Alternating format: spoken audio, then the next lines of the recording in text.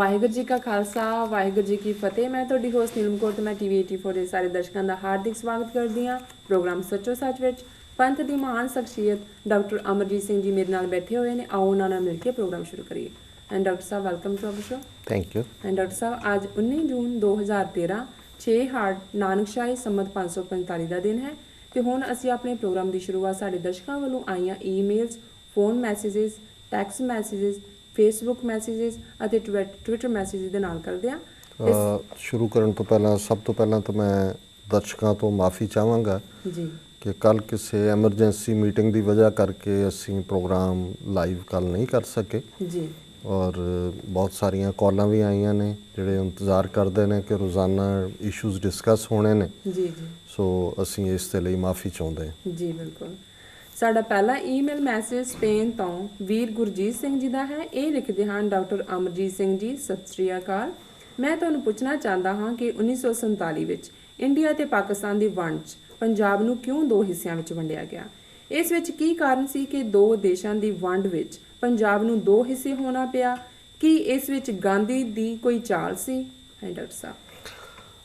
ਸਭ ਤੋਂ ਪਹਿਲਾਂ ਤਾਂ ਵੀਰ ਗੁਰਜੀਤ ਸਿੰਘ ਜੀ ਦਾ ਬਹੁਤ ਬਹੁਤ ਧੰਨਵਾਦ। ਉਹਨਾਂ ਨੇ ਸਾਨੂੰ ਸਪੇਨ ਤੋਂ ਲਿਖਿਆ ਜੀ। ਔਰ ਸਾਨੂੰ ਇਸ ਗੱਲ ਦੀ ਖੁਸ਼ੀ ਹੈ ਕਿ ਇਸ ਵੇਲੇ ਦੁਨੀਆ ਦੇ ਹਰ ਖਿੱਤੇ ਦੇ ਵਿੱਚ ਟੀਵੀ 84 ਨੂੰ ਦੇਖਿਆ ਜਾਂਦਾ ਹੈ। ਜੀ। ਇਸ ਬਾਰੇ ਫੋਨ ਕਾਲਸ, ਈਮੇਲ ਮੈਸੇजेस ਵੀ ਹੁਣ ਕਾਫੀ ਜ਼ਿਆਦਾ ਹੁੰਦੀਆਂ ਨੇ ਈਮੇਲਸ, ਜੀ ਜਿਹਦੇ ਕਰਕੇ ਸਾਨੂੰ ਕੁਛ ਉਹਨਾਂ 'ਚੋਂ ਸਿਲੈਕਟ ਕਰਨੀਆਂ ਪੈਂਦੀਆਂ। ਜੀ। ਔਰ ਜਿਵੇਂ ਮੈਂ ਅੱਗੇ ਵੀ ਬੇਨਤੀ ਕੀਤੀ ਸੀ ਕਿ ਇਸ ਨੂੰ ਬਰੀਫ ਤੋਂ ਬਰੀਫ ਰੱਖੋ ਜੀ ਤਾਂ ਕਿ ਵੱਧ ਤੋਂ ਵੱਧ ਵੀਰਾਂ ਭੈਣਾਂ ਦੀ ਜਿਹੜੀ ਲਿਖਤ ਹੈ, ਸੋਚ ਹੈ, ਉਹ ਸਾਂਝੀ ਕੀਤੀ ਜਾਏ। ਜੀ। ਇੱਕ ਬੇਨਤੀ ਮੈਂ ਹੋਰ ਵੀ ਕਰਨਾ ਚਾਹੁੰਦਾ ਹਾਂ ਕਿ ਬਹੁਤ ਸਾਰੇ ਇਸ਼ੂ ਤਾਂ ਰੈਲੇਵੈਂਟ ਨੇ ਜਿਨ੍ਹਾਂ ਦੀ ਅਸੀਂ ਗੱਲ ਕਰਦੇ ਹਾਂ। ਜੀ। ਕੁਛ ਈਮੇਲਸ ਜਿਹੜੀਆਂ ਪਿਛਲੇ ਦਿਨਾਂ 'ਚ ਆਈਆਂ ਜਿਨ੍ਹਾਂ ਨੂੰ ਅਸੀਂ ਨਹੀਂ ਲਿਆਂਦਾ ਡਿਸਕਸ਼ਨ 'ਚ, ਜੀ। ਉਹਨਾਂ ਨੇ ਕਿਸੇ ਨਾ ਕਿਸੇ ਖਾਸ ਵਿਅਕਤੀ ਬਾਰੇ ਪੁੱਛਿਆ, ਕਿਸੇ ਜਥੇਬੰਦੀ ਦਾ ਨਾਂ ਲੈ ਕੇ ਕਿ ਜੀ ਫਲਾਣੇ ਬੰਦੇ ਬਾਰੇ ਤੁਹਾਡਾ ਕੀ ਵਿਚਾਰ ਹੈ ਜੀ। ਤੇ ਤੁਸੀਂ ਲਿਖੋਗੇ, ਫਿਰ ਅਸੀਂ ਅੱਗੋਂ ਉਹਨਾਂ ਬਾਰੇ ਦੱਸਾਂਗੇ। ਜੀ। ਇਸੇ ਤਰ੍ਹਾਂ ਇੱਕ ਦੋ ਬੜੇ ਜਿਹੜੇ ਸੰਵੇਦਨਸ਼ੀਲ ਧਾਰਮਿਕ ਮੁੱਦੇ ਨੇ ਜਿਨ੍ਹਾਂ ਦੇ ਉੱਤੇ ਪੰਥ ਦੇ ਵਿੱਚ ਇੰਨੀ ਜ਼ਿਆਦਾ ਆਪਸ 'ਚ ਖਹਿਬੜਬਾਜ਼ੀ ਹੋਈ ਕਿ ਅਸੀਂ ਕੁਝ ਚੰਗੇ ਬੰਦੇ ਲੂਜ਼ ਕੀਤੇ, ਕੋਈ ਪੰਥ 'ਚੋਂ ਖਾਰਜ ਹੋਇਆ, ਕੋਈ ਵੈਸੇ ਜਿਹੜੇ ਨੇ ਉਹਨਾਂ ਦਾ ਪੋਟੈਂਸ਼ੀਅਲ ਹੋਰ ਪਾਸੇ ਲੱਗਾ। ਸੋ ਇਹ ਵੀ ਅਸੀਂ ਬੇਨਤੀ ਕਰਾਂਗੇ ਕਿ ਹੋਰ ਬਹੁਤ ਸਾਰੇ ਫੋਰਮ ਨੇ ਇੰਟਰਨੈਟ ਦੇ ਉੱਤੇ ਦੂਸਰੇ ਜਿਨ੍ਹਾਂ 'ਚ ਉਹਨਾਂ ਇਸ਼ੂਜ਼ ਦੇ ਉੱਤੇ ਲੱਗੇ ਹੀ ਉਹਨਾਂ ਕੰਮਾਂ ਦੇ ਉੱਤੇ ਹੋਏ ਨੇ। ਸੋ ਸਾਡਾ ਫੋਕਸ ਜਿਹੜਾ ਹੈ ਉਹ ਕੌਮ ਦੀ ਆਜ਼ਾਦੀ ਹੈ, ਫਰੀਡਮ ਹੈ। ਔਰ ਸਾਡਾ ਇਹ ਯਤਨ ਹੈ ਕਿ ਬਹੁਤ ਸਾਰੇ ਜਿਹੜੇ ਮੁੱਦਿਆਂ ਦੇ ਉੱਤੇ ਤਾਂ ਸਹਿਮਤੀ ਹੈ ਹੀ ਹੈ, ਜਿਹੜੇ ਥੋੜ੍ਹੇ ਬਹੁਤ ਮੁੱਦਿਆਂ 'ਤੇ ਆਪਸ 'ਚ ਇੱਕ ਦੂਜੇ ਦੇ ਨਾਲ ਅਸੀਂ ਸਿਰ ਵੱਢਵਾਂ ਵੈਰ ਰੱਖਣ ਤੱਕ ਜਾਂਦੇ ਹਾਂ। ਜੀ।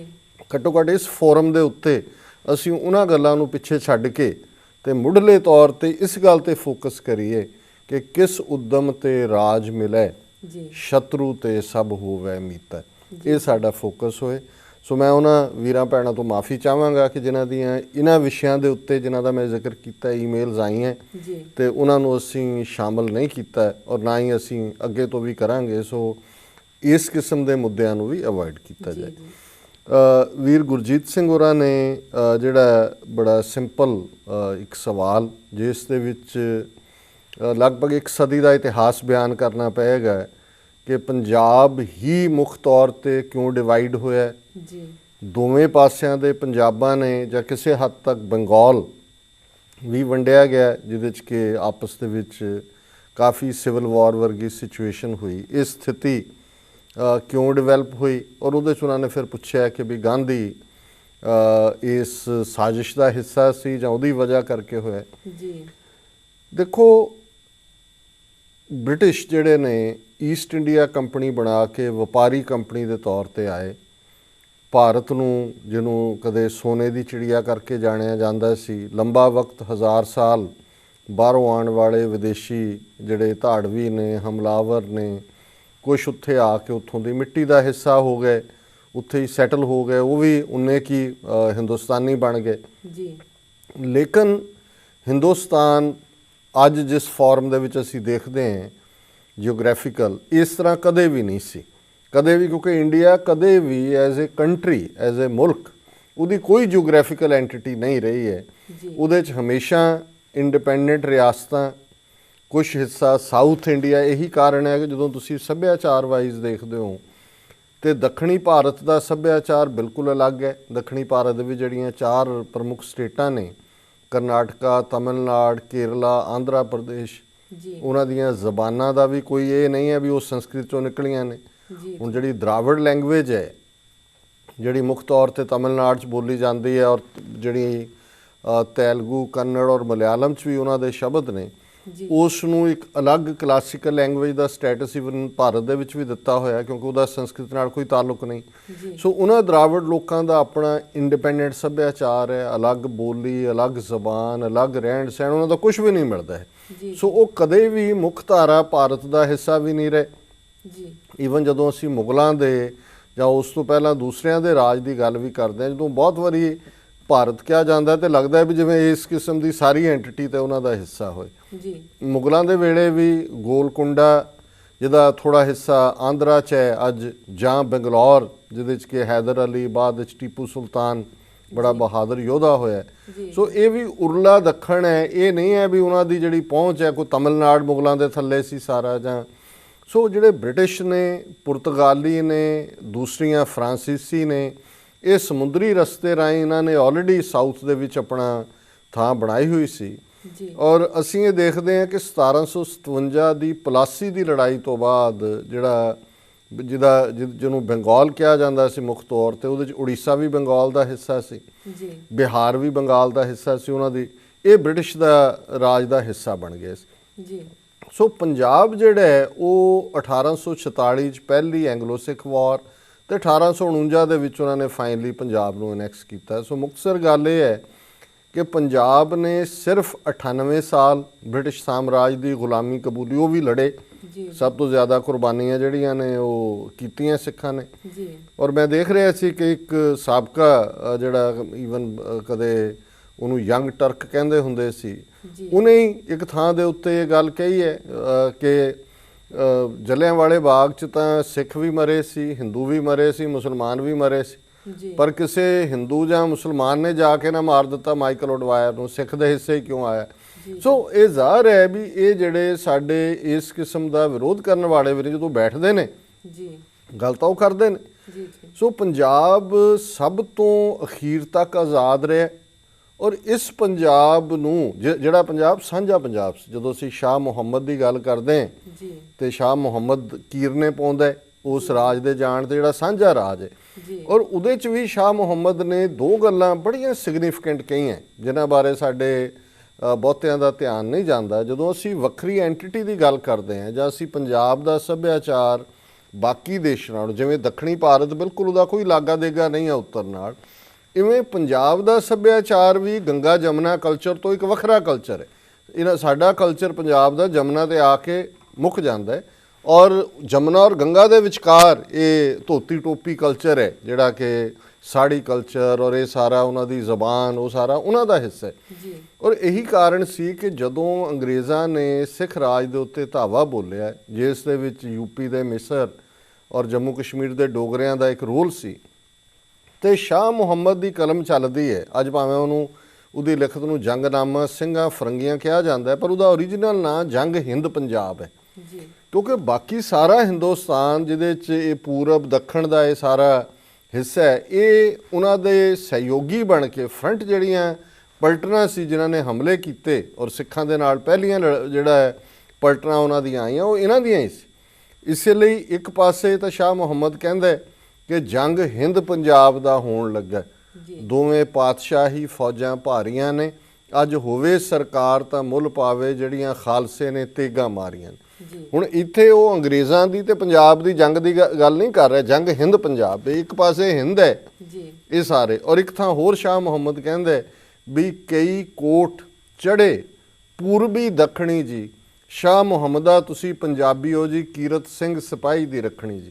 ਹੁਣ ਜਿਹੜੇ ਕਈ ਕੋਟ ਇਨ ਬਿਗ ਨੰਬਰ ਜੀ ਪੂਰਬੀਏ, ਅੱਜ ਵੀ ਯੂਪੀ ਬਿਹਾਰ ਵਾਲਿਆਂ ਨੂੰ ਪੰਜਾਬ ਦੇ ਵਿੱਚ ਪੂਰਬੀਏ ਕਿਹਾ ਜਾਂਦਾ ਹੈ ਕਿਉਂਕਿ ਬਿਹਾਰ ਈਸਟ ਦੇ ਵਿੱਚ ਹੈ।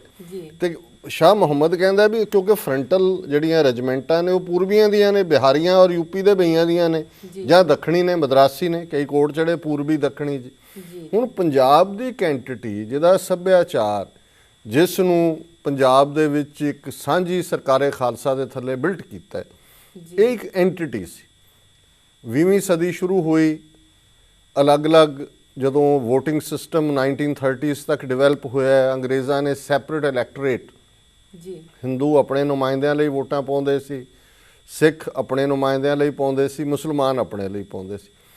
ਉਸ ਵੇਲੇ ਦੇ ਪੰਜਾਬ ਦੇ ਵਿੱਚ ਸਿੱਖਾਂ ਦੀ ਆਬਾਦੀ 13% ਤੋਂ ਜ਼ਿਆਦਾ ਨਹੀਂ ਸੀ। ਹਾਲਾਂਕਿ ਸਿੱਖ ਰਿਆਸਤਾਂ ਸਨ, ਪਟਿਆਲਾ, ਨਾਭਾ, ਜੀਂਦ, ਕੈਥਲ, ਪਰ ਦੂਸਰੇ ਪੰਜਾਬ 'ਚ 13% ਸਿੱਖਾਂ ਦੀ ਆਬਾਦੀ ਸੀ, ਪਰ ਉਹਨਾਂ ਨੂੰ ਵੋਟ ਰਿਪਰੈਜ਼ੈਂਟੇਸ਼ਨ 19% ਦੇ ਨੇੜੇ ਤੇੜੇ ਸੀ। 47 ਤੱਕ ਪਹੁੰਚਦੇ ਆ, ਕਿਉਂਕਿ ਲਾਸਟ ਸੈਂਸਸ 47 ਦੀ ਜਿਹਦੇ ਆਧਾਰ ਦੇ ਉੱਤੇ ਪੰਜਾਬ ਦੀ ਵੰਡ ਹੋਈ, ਉਹ 1941 ਦੀ ਮਰਦਮਸ਼ੁਮਾਰੀ ਸੀ, 1941। ਉਸ ਦੇ ਮੁਤਾਬਕ ਪੰਜਾਬ ਦੇ ਵਿੱਚ ਮੁਸਲਮਾਨਾਂ ਦੀ ਆਬਾਦੀ 55-56% ਸੀ, ਸਿੱਖਾਂ ਦੀ ਉਹੀ 13-14% ਔਰ ਬਾਕੀ ਹਿੰਦੂ, ਥੋੜ੍ਹੇ ਬਹੁਤ ਐਂਗਲੋ ਇੰਡੀਅਨ ਔਰ ਇਹਨਾਂ ਦੀ ਆਬਾਦੀ ਸੀ।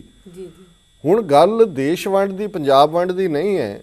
ਗੱਲ ਤਾਂ ਇਹ ਹੈ ਕਿ ਗਾਂਧੀ ਔਰ ਨਹਿਰੂ ਵਿਚਲਾ ਜਿਹੜਾ ਫਿਰਕੂਪੁਣਾ ਸੀ, ਔਰ ਮੈਂ ਕੋਈ ਕਿਸੇ ਨੂੰ ਖੁਸ਼ ਕਰਨ ਲਈ ਨਹੀਂ, ਜਦੋਂ ਮੈਂ ਮੁਹੰਮਦ ਅਲੀ ਜਿਨ੍ਹਾਂ ਨੂੰ ਕਾਇਦੇ ਆਜ਼ਮ ਕਹਿੰਦਾ ਤਾਂ ਫਰੋਮ ਮਾਈ ਹਾਰਟ ਕਹਿੰਦਾ। ਔਰ ਮੈਨੂੰ ਯਾਦ ਹੈ ਕੁਝ ਸਾਲ ਪਹਿਲਾਂ ਅੰਮ੍ਰਿਤਸਰ ਤੋਂ ਇੱਕ ਪੋਲੀਟੀਕਲ ਸਾਇੰਸ ਦੀ PhD ਕਰ ਰਹੀ ਲੜਕੀ, ਜਿਹੜੀ ਕਿ ਮੈਨੂੰ ਇੰਟਰਵਿਊ ਕਰਨ ਆਈ ਵਾਸ਼ਿੰਗਟਨ DC ਆਫਿਸ 'ਚ, ਉਹਦਾ ਪੋਲੀਟੀਕਲ ਸਾਇੰਸ ਦਾ ਹੀ ਸਬਜੈਕਟ ਸੀ, ਤੇ ਉਹਦੇ ਪਰਫਾਰਮੈਂਸ ਅੱਡ-ਅੱਡ ਉਹਦੇ ਕਾਲਮ ਸੀ। ਤਾਂ ਉਹਨੇ ਮੈਨੂੰ ਪੁੱਛਿਆ ਕਿ ਵੀ 20ਵੀਂ ਸਦੀ ਦੇ ਵਿੱਚ ਤੁਸੀਂ ਕਿਸ ਨੂੰ ਸਭ ਤੋਂ ਮਹਾਨ ਸਾਊਥ ਏਸ਼ੀਆ ਦੇ ਵਿੱਚ ਲੀਡਰ ਮੰਨਦੇ ਹੋ? ਮੈਂ ਕਿਹਾ ਜੀ ਧਾਰਮਿਕ ਹਵਾਲੇ ਨਾਲ, ਸਿਆਸੀ ਹਵਾਲੇ ਨਾਲ। ਮੈਂ ਕਿਹਾ ਜੀ ਧਾਰਮਿਕ ਹਵਾਲੇ ਨਾਲ ਜਾਂ ਸਿੱਖ ਜਾਗ੍ਰਿਤੀ ਦੇ ਹਵਾਲੇ ਨਾਲ ਤਾਂ ਸਰਟਨਲੀ ਜਰਨੈਲ ਸਿੰਘ ਭਿੰਡਰਾਂ ਵਾਲੇ ਨੇ। ਉਹ ਕਹਿੰਦੇ ਜੀ ਨਹੀਂ, ਦੂਸਰਿਆਂ ਦੇ ਵਿੱਚ ਪੋਲੀਟੀਕਲ। ਤੇ ਮੈਂ ਕਿਹਾ ਮੁਹੰਮਦ ਅਲੀ ਜਿਨਾ।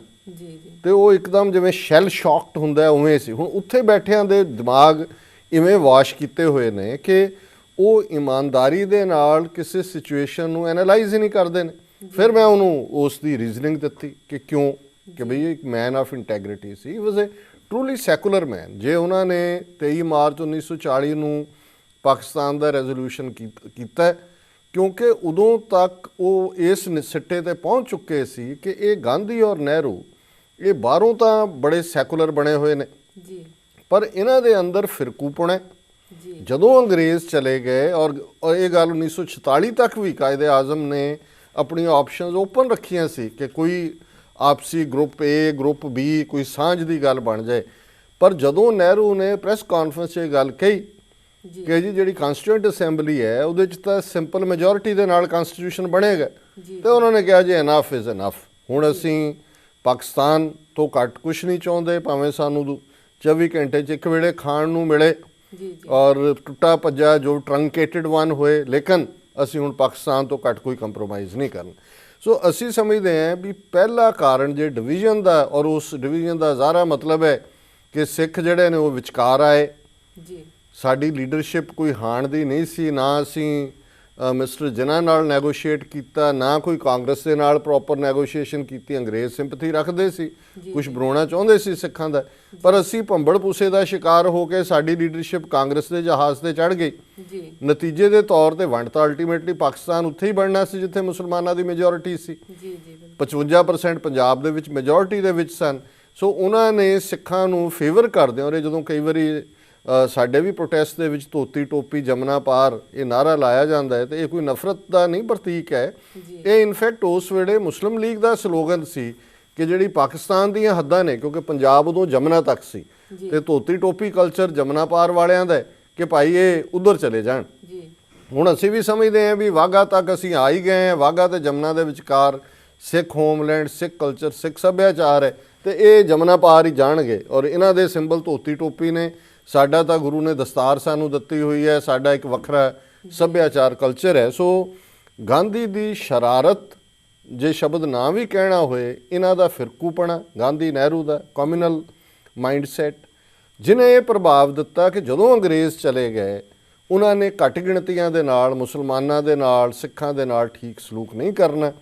ਇਹਦੇ 'ਚੋਂ ਹੀ ਪਾਕਿਸਤਾਨ ਦਾ ਕਾਨਸੈਪਟ ਨਿਕਲਿਆ। ਸਿੱਖ ਕਨਫਿਊਜ਼ਨ ਦੇ ਵਿੱਚ ਫਸੇ ਔਰ ਅੱਜ ਅਸੀਂ ਖੁਆਰ ਹੋ ਰਹੇ ਹਾਂ 66 ਸਾਲ ਤੋਂ ਭਾਰਤ ਦੇ ਨਕਸ਼ੇ ਦੇ ਵਿੱਚ। ਜੀ ਡਾਕਟਰ ਸਾਹਿਬ, ਇਤਨੇ ਨੇ ਇੱਕ ਛੋਟਾ ਜਿਹਾ ਬ੍ਰੇਕ। ਵਿਊਅਰਸ, ਵਿਚਾਰਾਂ ਦਾ ਸਿਲਸਿਲਾ ਇਸ ਤਰ੍ਹਾਂ ਹੀ ਜਾਰੀ ਰਹੇਗਾ। ਮਿਲਦੇ ਹਾਂ ਇੱਕ ਛੋਟੇ ਜਿਹੇ ਬ੍ਰੇਕ ਤੋਂ ਬਾਅਦ।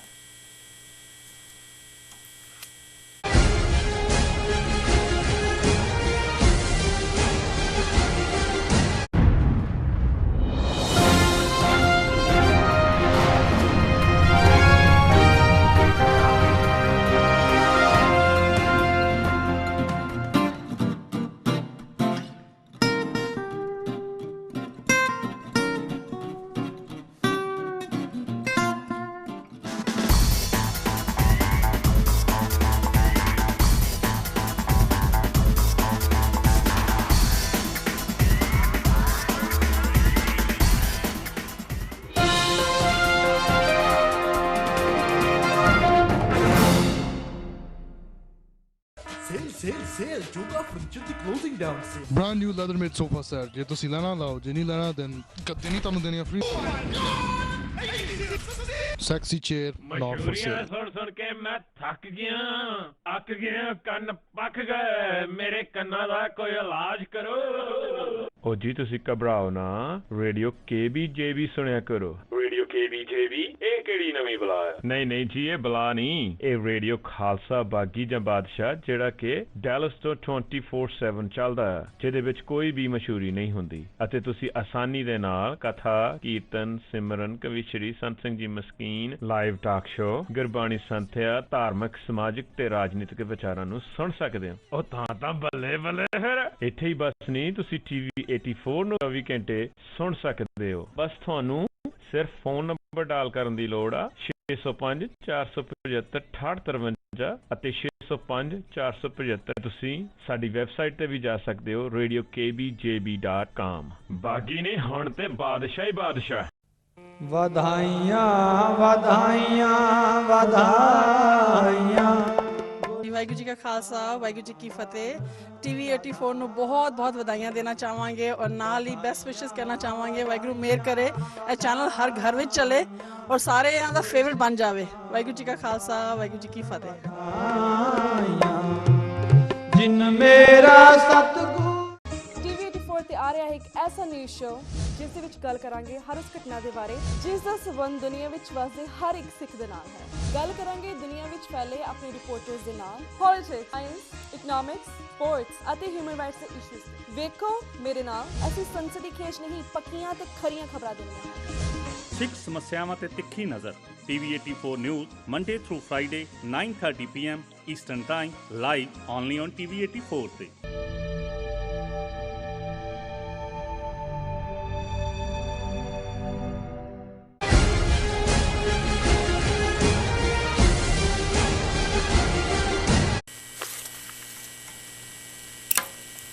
Fears. Okay.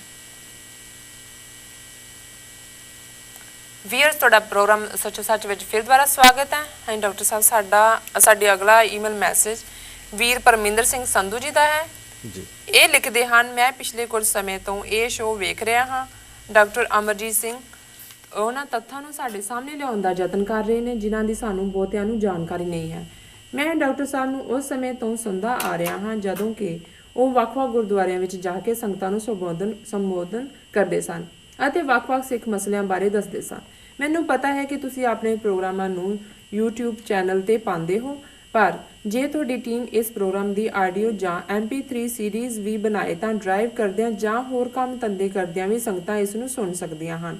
ਮੈਂ ਇਸ ਪ੍ਰੋਗਰਾਮ ਦੀਆਂ ਆਡੀਓਜ਼ ਬਣਾ ਕੇ ਲੋਕਲ ਸੰਗਤਾਂ ਤੱਕ ਪਹੁੰਚਾਉਣ ਦਾ ਯਤਨ ਕਰ ਰਿਹਾ ਹਾਂ ਤਾਂ ਕਿ ਇਸ ਨੂੰ ਉਹ ਵੀ ਸੁਣ ਸਕਣ ਜਿਨ੍ਹਾਂ ਦੀ ਇੰਟਰਨੈਟ ਤੱਕ ਪਹੁੰਚ ਨਹੀਂ ਹੈ।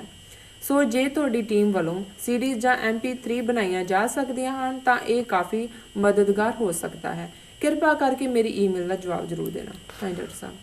ਵੀਰ ਪਰਮਿੰਦਰ ਸਿੰਘ ਸੰਧੂ ਜੀ ਦਾ ਬਹੁਤ ਬਹੁਤ ਧੰਨਵਾਦ। ਉਹਨਾਂ ਨੇ ਸ਼ਲਾਘਾ ਭਰੇ ਸ਼ਬਦ ਕਹੇ। ਬਹੁਤ ਚੰਗੀ ਗੱਲ ਹੈ ਜੀ ਕਿ ਉਹ ਲੰਮੇ ਸਮੇਂ ਤੋਂ ਪੰਥਕ ਵਿਚਾਰਧਾਰਾ ਨੂੰ ਪਿਆਰ ਕਰਦੇ ਨੇ, ਇਸ ਲਈ ਸਾਡੀਆਂ ਗੱਲਾਂ ਉਹਨਾਂ ਨੂੰ ਚੰਗੀਆਂ ਲੱਗਦੀਆਂ ਜੀ। ਉਹਨਾਂ ਨੇ ਇਹ ਕਿਹਾ ਹੈ ਕਿ ਵੀ ਸਾਡੀ ਟੀਮ ਆਡੀਓ ਜਾਂ MP3 ਜਿਹੜਾ ਇਸ ਨੂੰ ਬਣਾਏ ਔਰ ਸੰਗਤਾਂ ਤੱਕ ਪਹੁੰਚਾਉਣ ਦਾ ਯਤਨ ਕਰੇ ਜੀ। ਦੇਖੋ ਆਲਰੇਡੀ ਜਿੰਨਾ ਕੁ ਭਾਰ ਸਾਡੀ ਟੈਕਨੀਕਲ ਟੀਮ ਨੇ ਚੁੱਕਿਆ ਹੋਇਆ ਹੈ ਉਹ ਉਹਨਾਂ ਦੀ ਸਮਰੱਥਾ ਤੋਂ ਜ਼ਿਆਦਾ ਹੈ ਜੀ ਜੀ। ਈਵਨ ਅਪਲੋਡ ਕਰਨਾ ਵੀ YouTube ਤੇ ਵੀ ਵਕਤ ਲੈਣ ਵਾਲਾ ਔਰ ਇੱਕ ਫੁੱਲ ਟਾਈਮ ਕੰਮ ਹੀ ਬਣ ਜਾਂਦੇ ਜੀ। ਸੋ ਵੀਰ ਜਿਵੇਂ ਪਰਮਿੰਦਰ ਸਿੰਘ ਹੋਰਾਂ ਨੇ ਕਿਹਾ ਵੀ ਉਹ ਸੰਗਤ ਦੀ ਲੋਕਲ ਦੇ ਵਿੱਚ ਆਡੀਓ ਜਾਂ MP3 ਕਰਕੇ ਪਹੁੰਚਾਉਂਦੇ ਨੇ ਜੀ ਜੀ। ਸੋ ਅਸੀਂ ਐਪਰੀਸ਼ੀਏਟ ਕਰਾਂਗੇ ਜੇ ਇਸ ਨੂੰ ਉਹ ਥੋੜ੍ਹੇ ਹੋਰ ਵੱਡੇ ਪੈਮਾਨੇ 'ਤੇ ਕਰਨ ਔਰ ਸਾਡੇ ਨਾਲ ਰਾਬਤਾ ਵੀ ਕਰ ਸਕਦੇ ਨੇ, ਹੋਰ ਥਾਵਾਂ 'ਤੇ ਵੀ ਇਹਨੂੰ ਪਹੁੰਚਾਇਆ ਜਾ ਸਕਦੇ ਜੀ ਜੀ। ਬਾਕੀ ਜਿਹੜੇ ਵੀਰ ਇਸ ਪ੍ਰੋਗਰਾਮ ਨੂੰ ਨਾਲੋਂ ਨਾਲ ਰੇਡੀਓ ਦੇ ਉੱਤੇ ਬਾਦਸ਼ਾਹ ਜਾਂ ਬਾਗੀ, ਕੌਮੀ ਆਵਾਜ਼ ਆਸਟ੍ਰੇਲੀਆ ਤੋਂ ਔਰ ਹੋਰ ਵੀ ਜਿਹੜੇ ਨੇ ਕੁਛ ਰੇਡੀਓ ਸਟੇਸ਼ਨ ਇਸ ਨੂੰ ਕਰਦੇ ਨੇ, ਉਹ ਵੀ ਯਤਨ ਇਹੀ ਹੈ ਵੀ ਜਿਨ੍ਹਾਂ ਦੇ ਕੋਲ ਵਕਤ ਨਹੀਂ ਹੈ ਜਾਂ ਇੰਟਰਨੈਟ ਤੱਕ ਐਕਸੈਸ ਨਹੀਂ ਹੈ ਉਹ ਇਸ ਨੂੰ ਆਪਣਾ ਡਰਾਈਵ ਕਰਦੇ ਆ, ਕੰਮ ਕਰਦੇ ਆ, ਦੇਖ ਸੁਣ ਸਕਣ। ਸੋ ਅਸੀਂ ਐਪਰੀਸ਼ੀਏਟ ਕਰਾਂਗੇ ਪਰਮਿੰਦਰ ਸਿੰਘ ਸੰਧੂ ਜੇ ਆਪਣੇ ਤੌਰ 'ਤੇ ਇਸ ਨੂੰ ਕੋਈ ਹੋਰ ਵੱਡੇ ਪੈਮਾਨੇ 'ਤੇ ਕਰਨ। ਸੋ ਸਾਡੇ ਵੱਲੋਂ ਪੂਰੀ ਇਜਾਜ਼ਤ ਹੈ, ਇਸ ਦਾ ਉਹ ਇਸਤੇਮਾਲ ਕਰ ਸਕਦੇ ਨੇ ਜੀ। ਸਾਡਾ ਅਗਲਾ ਈਮੇਲ ਮੈਸੇਜ ਟੋਰਾਂਟੋ ਤੋਂ ਮੰਨੂ ਗਿੱਲ ਜੀ ਦਾ ਹੈ। ਇਹ ਲਿਖਦੇ ਹਨ, ਡਾਕਟਰ ਸਾਹਿਬ ਅਤੇ ਨੀਲਮ ਕੌਰ ਜੀ, ਵਾਹਿਗੁਰੂ ਜੀ ਕਾ ਖਾਲਸਾ, ਵਾਹਿਗੁਰੂ ਜੀ ਕੀ ਫਤਿਹ। ਇੱਕ ਭਾਰਤੀ ਮੂਲ ਦਾ ਗੈਰ ਸਿੱਖ ਜਿਹੜਾ ਕਿ ਕੈਨੇਡਾ ਵਿੱਚ ਵਸਿਆ ਹੋਇਆ ਹੈ, ਭਾਰਤ ਤੋਂ ਬਿਲਕੁਲ ਵੀ ਸੰਤੁਸ਼ਟ ਨਹੀਂ ਹੈ। ਉਹ ਜਦੋਂ ਪਿੱਛੇ ਜੇ ਭਾਰਤ ਗਿਆ ਤਾਂ ਉਸਨੇ ਆ ਕੇ ਕਿਹਾ ਕਿ ਉਹ ਮੁੜ ਕਦੀ ਭਾਰਤ ਨਹੀਂ ਜਾਵੇਗਾ। ਇਸ ਦਾ ਕਾਰਨ ਉਸਨੇ ਦੱਸਿਆ ਕਿ ਭਾਰਤ ਤਾਂ ਬਲਾਤਕਾਰੀਆਂ ਅਪਰਾਧੀਆਂ ਦੀ ਰਾਜਧਾਨੀ ਬਣ ਚੁੱਕਾ ਹੈ। ਪੁਲਿਸ ਵੀ ਅਪਰਾਧੀਆਂ ਦੇ ਨਾਲ ਰਲੀ ਹੋਈ ਹੈ। ਚਾਰ ਚੁਫੇਰੇ, ਚੋਰੀ ਚਕਾਰੀ ਅਤੇ ਭ੍ਰਿਸ਼ਟਾਚਾਰ ਦਾ ਬੋਲਬਾਲਾ ਹੈ। ਇਹ ਗੱਲਾਂ ਉਸਨੇ ਮੇਰੇ ਨਾਲ ਉਦੋਂ ਕੀਤੀਆਂ ਜਦੋਂ ਕਿ ਮੈਂ ਉਸ ਨੂੰ ਇਲੈਕਟ੍ਰੋਨਿਕ ਸਟੋਰ ਤੇ ਅੱਡੋ-ਅੱਡ ਆਈਟਮਸ ਦਿਖਾ ਰਿਹਾ ਸੀ। ਭਾਰਤ ਵਿੱਚ ਬਣੀਆਂ ਅੱਡ-ਅੱਡ ਚੀਜ਼ਾਂ ਤੋਂ ਉਹ ਬਿਲਕੁਲ ਅਸੰਤੁਸ਼ਟ ਹੋਇਆ ਅਤੇ ਇਹਨਾਂ ਨੂੰ ਘਟੀਆ ਦੱਸਿਆ। ਮੈਂ ਪੰਜਾਬ ਤੋਂ ਸਟੂਡੈਂਟ ਵੀਜ਼ੇ ਤੇ ਕੈਨੇਡਾ ਆਇਆ ਹੋਇਆ ਹਾਂ ਅਤੇ ਉੱਥੇ ਮੈਂ ਬਹੁਤ ਕੁਝ ਵੇਖਿਆ ਹੈ। ਮੈਂ ਇੱਥੇ ਇੱਕ ਗਿਫਟ ਸ਼ਾਪ ਤੇ ਸੇਲਜ਼ਮੈਨ ਦਾ ਕੰਮ ਕਰਦਾ ਹਾਂ। ਜਿਸ ਬੀਬੀ ਗੁਰਲੀਨ ਕੌਰ ਨੇ ਭਾਰਤ ਦੀ ਸਥਿਤੀ ਸੰਬੰਧੀ ਤੁਹਾਨੂੰ ਕੁਝ ਮਹੀਨੇ ਪਹਿਲਾਂ ਪੱਤਰ ਲਿਖਿਆ ਸੀ, ਉਹ ਵੀ ਇਸੇ ਸਟੋਰ ਤੇ ਕੰਮ ਕਰਦੀ ਹੈ। ਮੇਰੇ ਅੰਕਲ ਨੇ ਉਸ ਨੂੰ ਤੁਹਾਡੇ ਪ੍ਰੋਗਰਾਮ ਸੰਬੰਧੀ ਵੇਰਵੇ ਨਾਲ ਦੱਸਿਆ ਸੀ। ਹਰ ਇੱਕ ਨੂੰ ਜੜਾ ਅਖੌਤੀ ਮਹਾਨ ਭਾਰਤ ਤੋਂ ਸਤਿਆ ਹੋਇਆ ਹੈ। ਤੁਹਾਡਾ ਪ੍ਰੋਗਰਾਮ ਜ਼ਰੂਰ ਵੇਖਣਾ ਚਾਹੀਦਾ ਹੈ। ਅਖੀਰ ਵਿੱਚ ਮੈਂ ਫਤਿਹ ਗਜਾਉਂਦਾ ਹਾਂ। ਖਾਲਿਸਤਾਨ ਜਿੰਦਾਬਾਦ। ਵੀਰ ਮੰਨੂ ਗਿੱਲ ਜੀ ਦਾ ਬਹੁਤ ਬਹੁਤ ਧੰਨਵਾਦ ਜਿਨ੍ਹਾਂ ਨੇ ਸਾਨੂੰ ਟੋਰਾਂਟੋ ਤੋਂ ਲਿਖਿਆ। ਬੇਸ਼ੱਕ ਉਹ ਸਟੂਡੈਂਟ ਵੀਜ਼ੇ ਤੇ ਆਏ ਨੇ ਜੀ, ਪਰ ਮਿਹਨਤ ਵੀ ਕਰਦੇ ਨੇ, ਪੰਥ ਨਾਲ ਪਿਆਰ ਵੀ ਕਰਦੇ ਨੇ ਜੀ, ਔਰ ਉਹਨਾਂ ਨੇ ਆਪਣਾ ਅਨੁਭਵ ਵੀ ਦਿੱਤਾ ਹੈ ਕਿ ਕਿਸੇ ਗੈਰ ਸਿੱਖ ਨੇ ਜਿਹੜਾ ਕਿ ਭਾਰਤ ਗਿਆ, ਕਾਫੀ ਸਾਲਾਂ ਬਾਅਦ ਗਿਆ ਹੋਏਗਾ, ਉੱਥੋਂ ਹੀ ਆਇਆ ਜੀ ਜੀ ਔਰ ਉਹਨੇ ਜਾ ਕੇ ਜੋ ਦੇਖਿਆ ਉਸਨੇ ਇਹ ਕਿਹਾ ਕਿ ਮੈਂ ਦੁਬਾਰਾ ਉੱਥੇ ਕਦੇ ਨਹੀਂ ਜਾਣਾ ਹੈ। ਉੱਥੇ ਕ੍ਰਿਮੀਨਲਸ ਨੇ, ਜ਼ਬਰ ਜ਼ਨਾ ਹੋ ਰਿਹਾ ਹੈ, ਕਰਪਸ਼ਨ ਹੈ ਜੀ ਜੀ ਔਰ ਇਹ ਗੱਲ ਬਿਲਕੁਲ ਠੀਕ ਹੈ। ਇਹਨੂੰ ਸਿਰਫ ਜਦੋਂ ਅਸੀਂ ਭਾਰਤ ਬਾਰੇ ਸਿੱਖ ਨੁਕਤਾ ਨਿਗਾਹ ਤੋਂ ਗੱਲ ਕਰਦੇ ਹਾਂ ਤੇ ਸ਼ਾਇਦ ਕੁਛ ਨੂੰ ਲੱਗਦਾ ਹੋਏਗਾ ਵੀ ਸਾਡਾ ਕੋਈ ਬਾਇਸ ਹੈ। ਇਹ ਠੀਕ ਹੈ ਵੀ ਸਾਡਾ ਇਹ ਬਾਇਸ ਤਾਂ ਹੈ ਵੀ ਅਸੀਂ ਕੌਮੀ ਘਰ ਚਾਹੁੰਦੇ ਹਾਂ ਔਰ ਅਸੀਂ ਜੂਨ 84 ਤੋਂ ਬਾਅਦ ਇਹਨਾਂ ਦੇ ਨਾਲ ਨਹੀਂ ਰਹਿਣਾ ਚਾਹੁੰਦੇ ਜੀ ਜੀ ਲੇਕਿਨ ਜਿਹੜੀ ਭਾਰਤ ਦੀ ਅੰਦਰੂਨੀ ਸਥਿਤੀ ਹੈ ਜੀ, ਮੈਨੂੰ ਦੱਸਿਆ ਗਿਆ TV 84 ਨਿਊਜ਼ ਵੱਲੋਂ ਕਿ ਅੱਜ ਜਿਹੜਾ 9:30 ਤੋਂ 10 TV 84 ਨਿਊਜ਼ ਸ਼ੋਅ ਹੁੰਦਾ ਹੈ ਜੀ, ਉਹਦੇ 'ਚ ਮਿਸਟਰ ਸ਼ਸ਼ੀ ਕਾਂਤ ਜਿਹੜੇ ਕਿ ਸਿੱਖ ਨਹੀਂ ਨੇ, ਜੀ, ਇਹ ਡਾਇਰੈਕਟਰ ਜਨਰਲ ਪੁਲਿਸ ਪ੍ਰਿਜ਼ਨਸ ਰਹੇ ਨੇ ਪੰਜਾਬ 'ਚ, ਉਹ ਆ ਰਹੇ ਨੇ ਜੀ, ਔਰ ਇਹ ਸ਼ਸ਼ੀ ਕਾਂਤ ਨੇ ਜਿਨ੍ਹਾਂ ਨੇ ਪਿਛਲੇ ਦਿਨਾਂ 'ਚ ਪ੍ਰੈਸ ਕਲੱਬ ਚੰਡੀਗੜ੍ਹ ਦੇ ਵਿੱਚ ਪ੍ਰੈਸ ਕਾਨਫਰੰਸ ਕਰਕੇ ਕਿਹਾ ਕਿ 10 ਪੋਲੀਟੀਸ਼ੀਅਨ ਨੇ ਪੰਜਾਬ ਦੇ ਵਿੱਚ ਜਿਨ੍ਹਾਂ ਦੇ ਵਿੱਚ ਅਕਾਲੀ, ਕਾਂਗਰਸ ਔਰ ਦੂਸਰੀਆਂ ਪਾਰਟੀਆਂ ਦੇ ਲੋਕ ਸ਼ਾਮਲ ਨੇ ਜਿਹੜੇ ਕਿ ਪੰਜਾਬ ਦੇ ਸਾਰੇ ਡਰੱਗ ਮਾਫੀਆ ਨੂੰ ਕੰਟਰੋਲ ਕਰਦੇ ਨੇ ਔਰ ਕ੍ਰਿਮੀਨਲਸ, ਬਿਊਰੋਕਰੈਟਸ, ਲੀਡਰਸ ਇਹ ਰਲੇ ਹੋਏ ਨੇ। ਹੁਣ ਉਹਨਾਂ ਨੇ ਕਲੀਨ ਕਰਨ ਦਾ ਆਪਰੇਸ਼ਨ ਯਾਤਰਾ ਸ਼ੁਰੂ ਕਰਨ ਦੀ ਕੋਈ ਉਹਨਾਂ ਦੀ ਪਲੈਨਿੰਗ ਹੈ। ਸੋ ਹੁਣ ਸ਼ਸ਼ੀ ਕਾਂਤ ਹੋਰਾਂ ਦੀ ਤਾਂ ਕੋਈ ਖਾਲਿਸਤਾਨ ਨਾਲ ਹਮਦਰਦੀ ਨਹੀਂ ਹੈ ਜਾਂ ਕੋਈ ਉਹ ਖਾਲਿਸਤਾਨ ਨਹੀਂ ਬਣਾਉਣਾ ਚਾਹੁੰਦੇ ਜੀ ਜੀ ਬਿਲਕੁਲ, ਪਰ ਇਸ ਲੈਵਲ ਦਾ ਬੰਦਾ ਜਿਹੜਾ ਕਿ ਅਪਰ ਲੈਵਲ ਤੱਕ ਜਿਹਨੂੰ ਪਤਾ ਹੈ ਇਨਸਾਈਡ ਔਰ ਜਦੋਂ ਉਹ ਸਰਵਿੰਗ ਆਫੀਸਰ ਵੀ ਸੀ ਉਦੋਂ ਵੀ ਉਹਨਾਂ ਨੇ ਕਿਹਾ ਵੀ ਜੇਲ੍ਹ ਦੇ ਵਿੱਚ ਡਰੱਗਸ ਕਿਵੇਂ ਪਹੁੰਚਦੀਆਂ, ਕੌਣ ਪਹੁੰਚਾਉਂਦਾ ਹੈ। ਅੱਜ ਜਦੋਂ ਅਸੀਂ ਫਿਗਰਸ ਦੀ ਗੱਲ ਕਰਦੇ ਹਾਂ ਪੰਜਾਬ 'ਚ 60% ਤੋਂ ਜ਼ਿਆਦਾ ਮੁੰਡੇ, 50% ਤੋਂ ਜ਼ਿਆਦਾ ਬੱਚੀਆਂ ਡਰੱਗਸ ਦਾ ਸ਼ਿਕਾਰ। ਕੌਣ ਲਿਆ ਰਿਹਾ ਡਰੱਗਸ? ਜੀ, ਪੰਜਾਬ ਔਰ ਪਾਕਿਸਤਾਨ ਜਿਹਦੇ ਨਾਲ ਬਾਰਡਰ ਲੱਗਦਾ ਹੈ, ਵਾਹਗਾ ਜਾਂ ਹੁਸੈਨੀਵਾੜਾ, ਉਹ ਤਾਂ ਬਾਬਡ ਤਾਰ ਹੈ। ਉੱਥੋਂ ਕੋਈ ਪਰਿੰਦਾ, ਕੋਈ ਚਰਿੰਦਾ ਉੱਥੋਂ ਗੁਜ਼ਰ ਨਹੀਂ ਸਕਦਾ, ਕਰੰਟ ਛੱਡਿਆ ਹੁੰਦਾ ਹੈ ਤੇ ਕਿਵੇਂ ਇਹ ਡਰੱਗਸ ਪੰਜਾਬ ਦੇ ਵਿੱਚ ਆ ਰਹੀਆਂ ਨੇ। ਜੀ ਜੀ, ਸੋ ਜ਼ਾਹਰ ਹੈ ਕਿ ਜਦੋਂ ਤੁਸੀਂ ਕੋਈ ਇੱਕ ਕਲਚਰ ਨੂੰ, ਇੱਕ ਕੌਮ ਨੂੰ ਤਬਾਹ ਕਰਨ ਦੇ ਲਈ ਕੋਈ ਹੱਥਕੰਡੇ ਅਪਣਾਓਗੇ, ਅਮਰੀਕਾ ਦੇ ਵਿੱਚ ਇਹ ਹਾਲਾਂ ਪਤਾ ਨਹੀਂ ਕਿੰਨੀ ਗੱਲ ਠੀਕ ਹੈ ਲੇਕਿਨ ਅਫਰੀਕਨ ਅਮਰੀਕਨ ਜਿਹੜੇ ਮੂਲ ਦੇ ਲੋਕ ਨੇ ਉਹ ਇਹ ਸਮਝਦੇ ਨੇ ਵੀ ਡਰੱਗਸ ਜਦੋਂ ਅਮਰੀਕਾ ਦੇ ਵਿੱਚ ਆਈਆਂ ਇਨਫੈਕਟ ਬਲੈਕ ਨੇਬਰਹੁੱਡਸ ਦੇ ਵਿੱਚ ਲਿਆਂਦੀਆਂ ਗਈਆਂ ਔਰ ਉਹਨਾਂ ਨੂੰ ਤਬਾਹ ਕਰਨ ਦੇ ਲਈ ਸੀ। ਹੁਣ ਅੱਜ ਅਮਰੀਕਾ ਦੀ ਸਭ ਤੋਂ ਵੱਡੀ ਪਰੇਸ਼ਾਨੀ ਜਿਹੜੀ ਹੈ, ਕਿੰਨੀ ਕੁ ਦੇਰ ਤੁਸੀਂ ਉਹਨਾਂ ਨੂੰ ਬਲੈਕਸ ਤੱਕ ਰੱਖ ਸਕਦੇ ਸੀ? ਅਲਟੀਮੇਟਲੀ ਸਾਰੇ ਉਹਦਾ ਸ਼ਿਕਾਰ ਨੇ। ਅੱਜ ਸਪੈਨਿਸ਼ ਹੋਣ, ਏਸ਼ੀਅਨ ਹੋਣ, ਇੱਥੇ ਸਕੂਲਾਂ ਦੇ ਵਿੱਚ ਜੋ ਮਾਹੌਲ ਹੈ। ਸੋ ਅਸੀਂ ਸਮਝਦੇ ਹਾਂ ਵੀ ਇਹ ਜਿਹੜਾ ਕਰਪਟ ਕਲਚਰ ਜਿਹੜਾ ਕਾਂਗਰਸ ਨੇ ਰੂਲ 47 ਤੋਂ ਬਾਅਦ ਲੈ ਕੇ, ਪਹਿਲਾਂ ਥੋੜ੍ਹੇ ਲੈਵਲ ਦੀ ਕਰਪਸ਼ਨ ਸੀ, ਨਹਿਰੂ ਦੇ ਵੇਲੇ ਇੰਟੈਲੈਕਚੁਅਲ ਕਰਪਸ਼ਨ, ਬੇਈਮਾਨੀ, ਇਨਜਸਟਿਸ, ਅੱਜ ਹਾਲ ਇਹ ਹੈ ਵੀ ਜਿਹੜੇ ਉਹ ਦੋ ਪਿਓ ਪੁੱਤਰ ਵਕੀਲਾਂ ਦੀ ਟੀਮ ਹੈ, ਸ਼ਾਇਦ ਸ਼ਸ਼ੀ ਭੂਸ਼ਣ ਤੇ ਇੱਕ ਹੋਰ ਭੂਸ਼ਣ ਹੈ, ਉਹਨਾਂ ਨੇ ਕਿਹਾ ਸੀ ਪਿੱਛੇ ਜੇ ਕਿ ਵੀ ਜੇ 10 ਸੁਪਰੀਮ ਕੋਰਟ ਦੇ ਚੀਫ ਜਸਟਿਸ ਨੇ ਰਿਟਾਇਰ ਹੋਏ ਨੇ ਪਿਛਲੇ ਪੀਰੀਅਡ, 7 ਕਰਪਟ ਸੀ।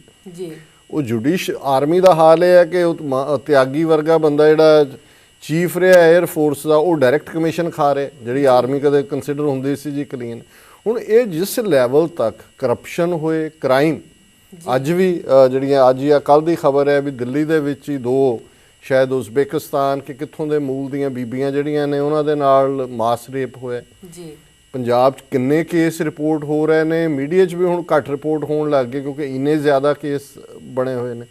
ਸੋ ਇਹ ਜਦੋਂ ਅਸੀਂ ਹਿੰਦੁਸਤਾਨ ਨੂੰ ਈਵਲ ਐਮਪਾਇਰ ਕਹਿੰਦੇ ਹਾਂ, ਈਵਲ ਇੱਕ ਸੈਂਸ ਨਹੀਂ ਹੈ ਕਿ ਸਿਰਫ ਉਹਨਾਂ ਨੇ ਮਨੁੱਖੀ ਹੱਕਾਂ ਦਾ ਘਾਣ ਕੀਤਾ ਜੀ। ਜਦੋਂ ਪ੍ਰੈਜ਼ੀਡੈਂਟ ਰੀਗਨ ਨੇ ਆਪਣੀ UN ਜਨਰਲ ਅਸੈਂਬਲੀ ਸਪੀਚ ਦੇ ਵਿੱਚ ਸੋਵੀਅਤ ਯੂਨੀਅਨ ਨੂੰ ਈਵਲ ਐਮਪਾਇਰ ਕਿਹਾ ਸੀ, ਉੱਤੋਂ ਤਾਂ ਬੜਾ ਢੱਕਿਆ ਹੋਇਆ ਸੀ ਕਿ ਸੋਵੀਅਤ ਐਮਪਾਇਰ, ਜਦੋਂ ਸੋਵੀਅਤ ਲੈਂਡ, ਸੋਵੀਅਤ ਨਾਰੀ, ਉੱਥੇ ਮੈਗਜ਼ੀਨ ਆਉਂਦੇ ਸੀ ਬੜੇ ਗਲੇਜ਼ਡ ਪੇਪਰ ਦੇ ਉੱਤੇ ਤੇ ਬੜੇ ਫਸਟ ਕਲਾਸ ਪਹਿਰਾਵੇ ਔਰ ਪੂਰੀ ਗ੍ਰੀਨਰੀ, ਔਰ ਇਹ ਲੱਗਦਾ ਸੀ ਕਿ ਜੀ ਕਮਿਊਨਿਜ਼ਮ ਨੇ ਤਾਂ ਸੋਵੀਅਤਸ ਨੂੰ ਸਵਰਗਾਂ 'ਚ ਪਹੁੰਚਾ ਦਿੱਤਾ ਜੀ। ਪਰ ਜਦੋਂ ਈਵਲ ਐਮਪਾਇਰ ਕਲੈਪਸ ਹੋਇਆ ਫਿਰ ਸਾਨੂੰ ਅੰਦਰੂਨੀ ਪਤਾ ਲੱਗਾ ਕਿ ਕਿਸ ਲੈਵਲ ਤੇ ਮੋਰਲ ਅਦਰਵਾਈਜ਼ ਸੁਸਾਇਟੀ 'ਚ ਕਰਪਸ਼ਨ। ਦੂਜਾ ਹੁਣ ਭਾਰਤ ਅੱਜ ਇੱਕ ਡੈਮੋਕ੍ਰੇਸੀ ਦੇ ਲਬਾਦੇ ਦੇ ਥੱਲੇ ਲੁਕਿਆ ਹੋਇਆ ਹੈ, ਪਰ ਟਰੂ ਹਾਲਤ ਉਹੀ ਹੈ ਜਿਹੜੀ ਉਸ ਗੈਰ ਸਿੱਖ ਨੇ ਜਾ ਕੇ ਦੇਖੀ ਔਰ ਉਹਨੇ ਬਿਆਨ ਕੀਤੀ ਕਿ ਉਹ ਵਰਥ ਲਿਵਿੰਗ ਨਹੀਂ ਹੈ। ਕੋਈ ਉੱਥੇ ਕੋਈ ਇਨਸਾਫ ਨਾਂ ਦੀ ਚੀਜ਼ ਨਹੀਂ ਹੈ, ਸੇਫਟੀ ਨਾਂ ਦੀ ਕੋਈ ਚੀਜ਼ ਨਹੀਂ ਹੈ, ਨਾ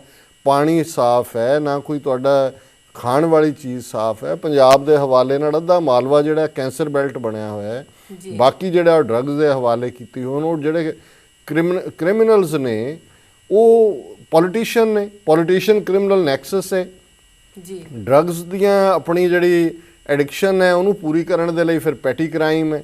ਪੁਲਿਸ ਤਾਂ ਪਹਿਲਾਂ ਹੀ ਚੋਰਾਂ ਦੀ ਹੈ, ਉਹ ਤਾਂ ਹੈ ਹੀ ਕ੍ਰਿਮੀਨਲ ਨੇ, ਯੂਨੀਫਾਰਮਡ ਕ੍ਰਿਮੀਨਲਸ ਨੇ। ਜੇ ਪੁਲਿਸ ਦੀ ਡੈਫੀਨੇਸ਼ਨ ਕੋਈ ਮੈਨੂੰ ਪੁੱਛੇ ਤਾਂ ਮੈਂ ਕਹਿੰਦਾ ਯੂਨੀਫਾਰਮਡ ਕ੍ਰਿਮੀਨਲ। ਇਹ ਕ੍ਰਿਮੀਨਲ ਉਹ ਨੇ ਜਿਨ੍ਹਾਂ ਨੇ ਯੂਨੀਫਾਰਮ ਨਹੀਂ ਪਾਈ ਹੋਈ, ਉਹਨਾਂ ਨੇ ਪਾਈ ਹੋਈ ਜੀ ਜੀ। ਸੋ ਇਹਨਾਂ ਦੀ ਗੱਲ ਬਿਲਕੁਲ ਠੀਕ ਹੈ ਕਿ ਉਹ ਜਿਹੜਾ ਬਿਲਕੁਲ ਉਹ ਵਰਥ ਲਿਵਿੰਗ ਨਹੀਂ ਹੈ ਜੀ। ਤੇ ਅਲਟੀਮੇਟਲੀ ਸੋਲੂਸ਼ਨ ਕੀ ਹੈ? ਸੋਵੀਅਤ ਯੂਨੀਅਨ ਜਿਵੇਂ ਟੁੱਟਿਆ, ਲੋਕਾਂ ਦੀ ਜਾਨ ਛੁੱਟੀ, ਚਲੋ ਛੋਟੇ ਨੇ ਵੱਡੇ ਨੇ 15 ਦੇਸ਼ ਬਣੇ, ਕੋਈ ਡੈਮੋਕ੍ਰੇਸੀ 'ਚ ਆ ਗਿਆ, ਕੋਈ ਵਾਪਸ ਚਲਾ ਗਿਆ, ਉਹ ਲੱਗੇ ਹੋਏ ਨੇ। ਇਹੀ ਸੋਲੂਸ਼ਨ ਇੱਥੇ ਹੈ। ਜਦੋਂ ਤੱਕ ਇਹ ਹੈਜੇਮੋਨਿਕ ਸੈਂਟਰਲਾਈਜ਼ਡ ਇੰਡੀਅਨ ਸਿਸਟਮ ਟੁੱਟਦਾ ਨਹੀਂ ਹੈ, ਕਿਸੇ ਵੀ ਜਿਹੜਾ ਪ੍ਰੋਬਲਮ ਹੈ ਉਹਦਾ ਹੱਲ ਨਹੀਂ ਹੋਣਾ।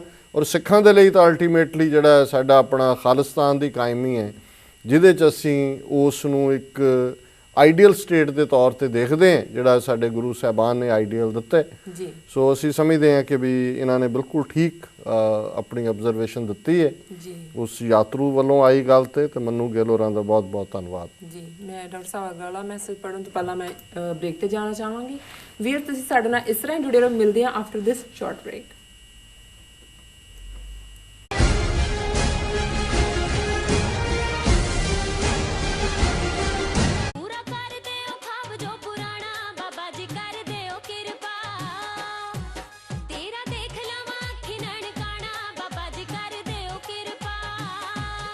ਬਾਬਾ ਜੀ ਨੇ ਕਿਰਪਾ ਕਰ ਦਿੱਤੀ ਹੈ ਜੀ। ਉਹ ਕਿਵੇਂ? ਤੁਹਾਨੂੰ ਨਹੀਂ ਪਤਾ? ਖਾਲਸਾ ਟੂਰਸ ਲੈ ਕੇ ਆਏ ਨੇ ਸਿੱਖ ਸ਼ਰਧਾਲੂਆਂ ਨੇ ਨਵਾਂ ਤੋਹਫਾ। ਜੀ ਉਹ ਕੀ ਹੈ? ਗੁਰਦੁਆਰਾ ਨਨਕਾਣਾ ਸਾਹਿਬ, ਗੁਰਦੁਆਰਾ ਪੰਜਾ ਸਾਹਿਬ, ਗੁਰਦੁਆਰਾ ਡੇਰਾ ਸਾਹਿਬ ਲਾਹੌਰ, ਗੁਰਦੁਆਰਾ ਕਰਤਾਰਪੁਰ ਸਾਹਿਬ, ਗੁਰਦੁਆਰਾ ਸੱਚਾ ਸੌਦਾ, ਗੁਰਦੁਆਰਾ ਐਮਨਾਬਾਦ ਤੇ ਹੋਰ ਕਈ ਗੁਰੂ ਘਰਾਂ ਦੇ ਦਰਸ਼ਨ। ਪਰ ਜੀ ਖਰਚਾ ਕੀ ਆਏਗਾ? ਰਹਿਣਾ, ਖਾਣਾ ਪੀਣਾ, ਟਰਾਂਸਪੋਰਟੇਸ਼ਨ, ਸਿਕਿਉਰਿਟੀ, ਵੀਜ਼ਾ ਫੀਸ ਤੇ ਰਿਟਰਨ 에ਅਰ ਟਿਕਟ ਕੇਵਲ $3000 ਵਿੱਚ। ਜੀ ਬਸ? ਨਹੀਂ ਜੀ, ਜੇ ਵਾਪਸੀ ਤੇ ਅੰਮ੍ਰਿਤਸਰ ਅਤੇ ਦਿੱਲੀ ਤੋਂ ਆਉਣਾ ਹੋਵੇ ਤਾਂ ਉਹ ਵੀ ਪ੍ਰਬੰਧ ਹੈ। ਚਲੋ ਫਿਰ ਅੱਜ ਹੀ ਟਿਕਟ ਬੁੱਕ ਕਰਵਾਈਏ। ਹੋਰ ਜਾਣਕਾਰੀ ਲਈ ਲਿਖੇ ਨੰਬਰਾਂ ਤੇ ਕਾਲ ਕਰੋ 8555 ਖਾਲਸਾ 6467059474 ਖਾਲਸਾ ਟੂਰਸ। ਬਾਬਾ ਜੀ ਕਰ ਦਿਓ ਕਿਰਪਾ।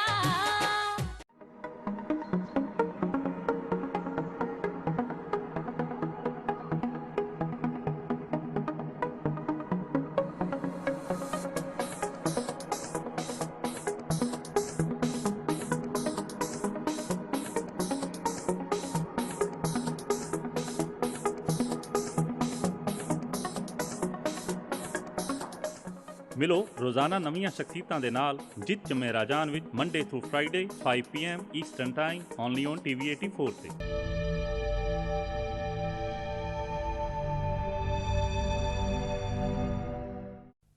ਵਧਾਈਆਂ ਵਧਾਈਆਂ ਵਧਾਈਆਂ।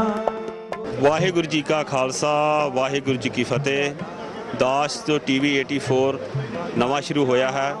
ਇਸ ਤੇ ਸਮੁੱਚੀ ਸੰਗਤ ਨੂੰ ਤੇ ਸਮੁੱਚੇ ਸਟਾਫ ਨੂੰ ਲੱਖ ਲੱਖ ਵਧਾਈ ਦਿੰਦਾ ਹਾਂ ਤੇ ਸਤਿਗੁਰਾਂ ਦੇ ਚਰਨਾਂ ਵਿੱਚ ਅਰਦਾਸ ਕਰਦਾ ਹਾਂ ਗੁਰੂ ਮਹਾਰਾਜ ਇਸ ਚੈਨਲ ਨੂੰ ਸੱਚ ਤੇ ਚੱਲ ਕੇ ਸਿਧਾਂਤਾਂ ਤੇ ਪਹਿਰਾ ਦੇਣ ਦਾ ਬਲ ਬਖਸ਼ੇ। ਵਾਹਿਗੁਰੂ ਜੀ ਕਾ ਖਾਲਸਾ, ਵਾਹਿਗੁਰੂ ਜੀ ਕੀ ਫਤਿਹ। ਗੁਰਸਿੱਖਾਂ ਮਨ ਵਧਾਈਆਂ।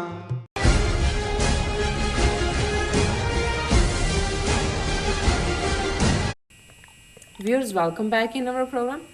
ਡਾਕਟਰ ਸਾਹਿਬ, ਸਾਡੀ ਅਗਲੀ ਈਮੇਲ ਆਕਲੈਂਡ ਨਿਊਜ਼ੀਲੈਂਡ ਤੋਂ ਸਰਦਾਰ ਹਰਦੀਪ ਸਿੰਘ ਜੀ ਦੀ ਹੈ। ਇਹ ਲਿਖਦੇ ਹਨ, ਸਤਿ ਸ਼੍ਰੀ ਅਕਾਲ ਡਾਕਟਰ ਅਮਰਜੀਤ ਸਿੰਘ ਜੀ।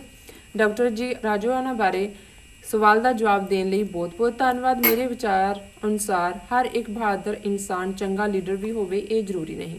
ਕਈ ਵਿਅਕਤੀਗਤ ਤੌਰ ਤੇ ਤਾਂ ਪਰਫਾਰਮ ਕਰ ਸਕਦੇ ਹਨ, ਪਰ ਇੱਕ ਟੀਮ ਲੀਡ ਕਰਨ ਵਿੱਚ ਫੇਲ ਹੋ ਜਾਂਦੇ ਹਨ। ਸਫਲ ਟੀਮ ਲੀਡਰ ਆਪਣੇ ਨਿੱਜੀ ਸਵਾਰਥ ਨੂੰ ਇੱਕ ਪਾਸੇ ਰੱਖ ਕੇ ਆਪਣੀ ਟੀਮ ਦੀ ਜਿੱਤ ਲਈ ਸੋਚਦੇ ਹਨ।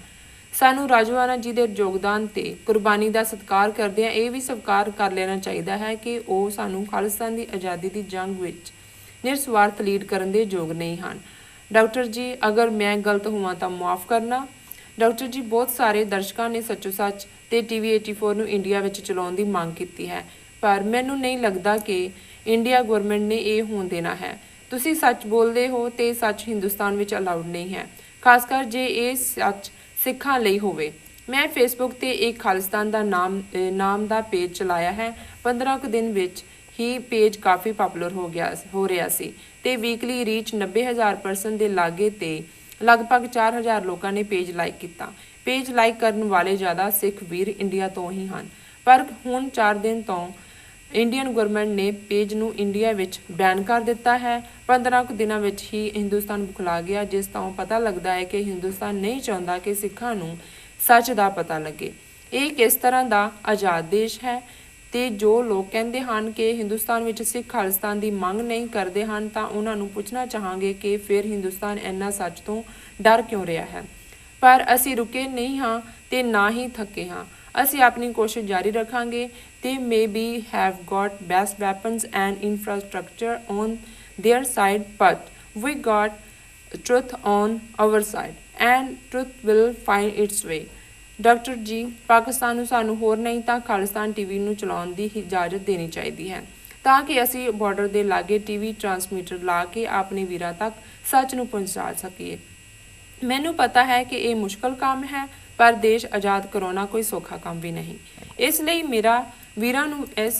ਮੇਰੇ ਵੀਰਾਂ ਨੂੰ ਬੇਨਤੀ ਹੈ ਕਿ ਇਸ ਬਾਰੇ ਸੋਚਣ ਤੇ ਕੁਝ ਕੀਤਾ ਜਾ ਸਕੇ। ਅੰਤ ਵਿੱਚ ਮੈਂ ਕੁਝ ਜ਼ਿਆਦਾ ਨਾ ਕਹਿੰਦਾ ਹੋਇਆ ਤੁਹਾਡੇ ਕੋਲ ਮਾਫੀ ਮੰਗਣਾ ਚਾਹੁੰਦਾ ਹਾਂ ਤੇ ਨਾਲੇ ਫਤਿਹ ਗੁਜ਼ਾਰਦਾ ਹਾਂ। ਵਾਹਿਗੁਰੂ ਜੀ ਕਾ ਖਾਲਸਾ, ਵਾਹਿਗੁਰੂ ਜੀ ਕੀ ਫਤਿਹ। ਸਭ ਤੋਂ ਪਹਿਲਾਂ ਤਾਂ ਵੀਰ ਹਰਦੀਪ ਸਿੰਘ ਜੀ ਦਾ ਧੰਨਵਾਦ। ਉਹਨਾਂ ਨੇ ਸਾਨੂੰ ਆਕਲੈਂਡ ਨਿਊਜ਼ੀਲੈਂਡ ਤੋਂ ਲਿਖਿਆ ਜੀ। ਇਹ ਰੇਡੀਓ ਖਾਲਿਸਤਾਨ ਵੀ ਰਨ ਕਰਦੇ ਨੇ ਔਰ ਸਮੇਂ-ਸਮੇਂ ਸਾਨੂੰ ਲਿਖਦੇ ਰਹਿੰਦੇ ਨੇ ਜੀ।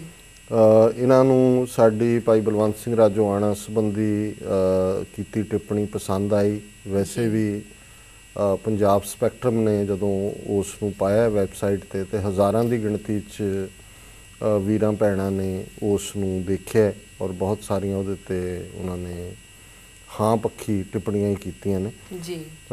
ਸਾਡਾ ਯਤਨ ਇਹੀ ਸੀ ਕਿ ਅਸੀਂ ਜਿੱਥੇ ਭਾਈ ਬਲਵੰਤ ਸਿੰਘ ਰਾਜੋਆਣਾ ਜਿਹੜੀ ਉਹਨਾਂ ਦੀ ਬਹਾਦਰੀ ਹੈ ਜੀ, ਉਹਨਾਂ ਦਾ ਮੌਤ ਦੀਆਂ ਅੱਖਾਂ 'ਚ ਅੱਖਾਂ ਪਾ ਕੇ ਘੂਰਨ ਦਾ ਜਿਹੜਾ ਸਿੰਘਾਊਪੁਣ ਹੈ ਜੀ, ਉਸ ਦੇ ਨਾਲ ਜਿਹੜੇ ਕੁਛ ਪੱਖ ਉਹਨਾਂ ਦੀ ਸ਼ਖਸੀਅਤ ਦੇ ਖਾਸ ਤੌਰ 'ਤੇ ਜਿਵੇਂ ਉਹਨਾਂ ਦੇ ਕੁਛ ਬਿਆਨ ਉਹ ਸਮੁੱਚੀਆਂ ਪੰਥਕ ਧਿਰਾਂ ਦੀ ਕੁਰਬਾਨੀ ਨੂੰ ਨੈਗੇਟ ਕਰਨ ਵਾਲੇ ਹੁੰਦੇ ਨੇ ਜੀ, ਉਹਨਾਂ ਪ੍ਰਤੀ ਅਸੀਂ ਬੜੀ ਸਤਿਕਾਰਤ ਔਰ ਜ਼ਬਤ ਵਿੱਚ ਰਹਿੰਦੇ ਹਾਂ ਟਿੱਪਣੀ ਕੀਤੀ ਜੀ। ਔਰ ਉਹਦੇ 'ਚ ਕੋਈ ਅਸੀਂ ਉਹਨਾਂ ਨੂੰ ਛੁਟਿਆਉਣ ਦਾ ਯਤਨ ਨਹੀਂ ਹੈ ਜੀ ਜੀ। ਲੇਕਿਨ ਇਹ ਕਈ ਵਾਰ ਜ਼ਰੂਰੀ ਬਣ ਜਾਂਦਾ ਹੈ ਕਿ ਜਦੋਂ ਇੱਕ ਨਿਰਾਸ਼ਤਾ ਪਸਰ ਰਹੀ ਹੋਏ ਸਾਰਿਆਂ 'ਚ, ਕਿ ਤੁਸੀਂ ਉਸ ਮੁੱਦੇ ਦੇ ਉੱਤੇ ਆਪਣੀ ਪਹੁੰਚ ਜਿਹੜੀ ਹੈ ਉਹ ਜ਼ਰੂਰ ਦਿਖਾਓ ਜੀ।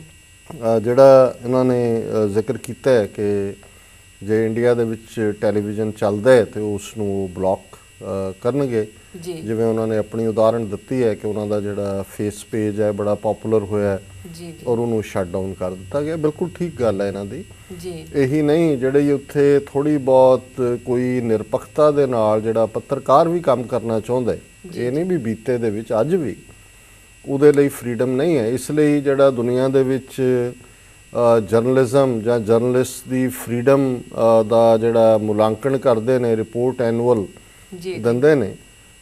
ਭਾਰਤ ਨੂੰ ਉਹਨਾਂ ਨੇ ਪਾਰਸ਼ਲ ਫ੍ਰੀ ਕੰਟਰੀ 'ਚ ਰੱਖਿਆ ਹੋਇਆ। ਜਿੰਨੀਆਂ ਡਿਵੈਲਪਡ ਕੰਟਰੀਜ਼ ਨੇ ਇਹ ਮੀਡੀਆ ਫੁੱਲੀ ਆਜ਼ਾਦ ਹੈ। ਮੀਡੀਆ ਦੇ ਹਵਾਲੇ ਨਾਲ ਭਾਰਤ ਜਿਹੜਾ ਪਾਰਸ਼ਲੀ ਫ੍ਰੀ ਹੈ। ਜੀ ਜੀ ਪਾਕਿਸਤਾਨ ਨੂੰ ਜੋ ਮਰਜ਼ੀ ਇਹ ਬਲੇਮ ਕਰਨ, ਜਾਂ ਕਈ ਵਾਰੀ ਸਾਡੇ ਵੀਰ ਭੈਣਾਂ ਵੀ ਗਲਤਫਹਿਮੀ ਦਾ ਸ਼ਿਕਾਰ ਹੁੰਦੇ ਨੇ, ਜੀ ਪਰ ਜਿੰਨਾ ਪਾਕਿਸਤਾਨ ਦੇ ਵਿੱਚ ਮੀਡੀਆ ਥਰਾਈਵਿੰਗ ਹੈ, ਜਿੰਨਾ ਇੰਡੀਪੈਂਡੈਂਟ ਹੈ, ਜਿਸ ਤਰੀਕੇ ਨਾਲ ਉਹ ਆਪਣੀ ਲੀਡਰਸ਼ਿਪ ਨੂੰ ਕ੍ਰਿਟਿਸਾਈਜ਼ ਕਰਦੇ ਨੇ। ਜੀ ਈਵਨ ਭਾਰਤ ਦਾ ਇੱਕ ਲੀਡਰ ਮਨੀ ਸ਼ੰਕਰ ਆਇਆ, ਇੱਕ ਵਾਰ ਮੈਂ ਉਹਦਾ ਇੱਕ ਪਾਕਿਸਤਾਨ ਦੇ ਚੈਨਲ ਦੇ ਉੱਤੇ ਇੰਟਰਵਿਊ ਸੁਣ ਰਿਹਾ ਸੀ, ਤੇ ਉਹਨੂੰ ਉਹਨਾਂ ਨੇ ਪੁੱਛਿਆ ਕਿ ਜੀ ਤੁਸੀਂ ਪਾਕਿਸਤਾਨ 'ਚ ਆਉਂਦੇ ਰਹਿੰਦੇ ਹੋ ਜੀ ਜੀ ਤੇ ਮੀਡੀਆ ਦੇ ਹਵਾਲੇ ਨਾਲ ਕੀ ਕਹੋਗੇ? ਤਾਂ ਉਹਨੇ ਕਹਿੰਦਾ ਕਿ thank God I am not in Pakistan, ਨਹੀਂ ਤਾਂ ਮੇਰਾ ਤੁਸੀਂ ਜੋ ਹਾਲ ਮੀਡੀਆ ਨੇ ਕਰਨਾ ਸੀ, ਘੱਟੋ ਘੱਟ ਉੱਥੇ ਅਸੀਂ ਇਸ ਤੋਂ ਬਚੇ ਹੋਏ। ਸੋ ਇਹ ਲੈਫਟ ਹੈਂਡਡ ਕੰਪਲੀਮੈਂਟ ਸੀ ਟੂ ਸ਼ੋ ਕਿ ਕਿਸ ਹੱਦ ਤੱਕ ਫਰੀडम ਹੈ। ਸੋ ਉਹ ਫਰੀडम ਇੰਡੀਆ ਜਦੋਂ ਮਾਈਨੋਰਿਟੀਜ਼ ਦਾ ਇਸ਼ੂ ਆਉਂਦਾ ਹੈ, ਸਿੱਖਾਂ ਦਾ ਹੋਏ, ਮੁਸਲਮਾਨਾਂ ਦਾ ਹੋਏ, ਈਸਾਈਆਂ ਦਾ ਹੋਏ, ਦਲਿਤਾਂ ਦਾ ਹੋਏ,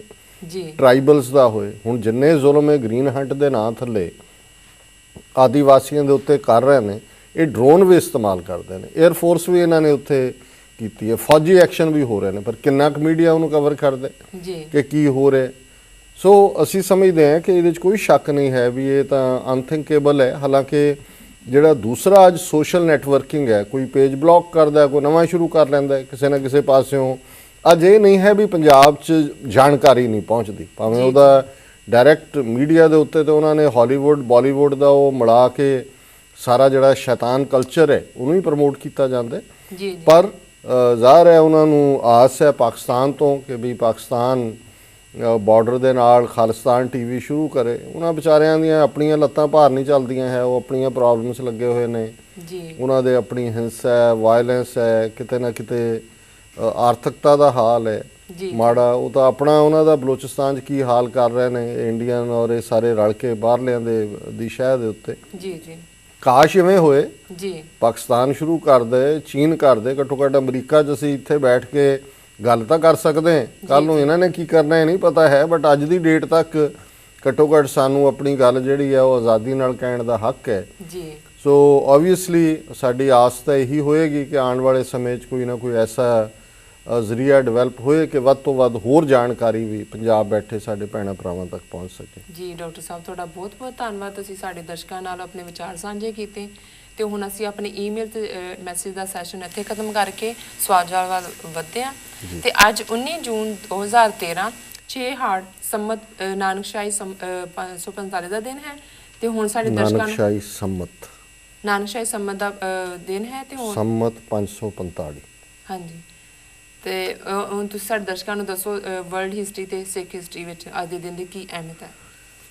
ਕਿਉਂਕਿ ਜਦੋਂ ਅਸੀਂ ਅੰਗਰੇਜ਼ੀ ਡੇਟ ਔਰ ਮੰਥ ਦੀ ਗੱਲ ਕਰਦੇ ਹਾਂ ਜੀ, ਤਾਂ ਜਦੋਂ ਆਪਣੇ ਦੀ ਕਰਦੇ ਹਾਂ ਸਾਡੇ 12 ਮਹੀਨੇ ਨੇ, ਜਿਵੇਂ ਅੱਜ 6 ਹਾੜ ਹੈ ਤੇ ਅਸੀਂ ਕਵਾਂਗੇ ਨਾਨਕਸ਼ਾਹੀ ਸੰਮਤ। ਜੀ ਜੀ ਫਿਰ ਅਸੀਂ, ਕਿਉਂਕਿ ਗੁਰੂ ਨਾਨਕ ਸਾਹਿਬ ਦੇ ਪ੍ਰਕਾਸ਼ ਵਾਲੇ ਸਾਲ ਤੋਂ ਸ਼ੁਰੂ ਹੁੰਦਾ ਜੀ, 1469 'ਚ ਉਹਨਾਂ ਦਾ ਪ੍ਰਕਾਸ਼ ਹੋਇਆ। ਸੋ ਨਾਨਕਸ਼ਾਹੀ ਸੰਮਤ 545।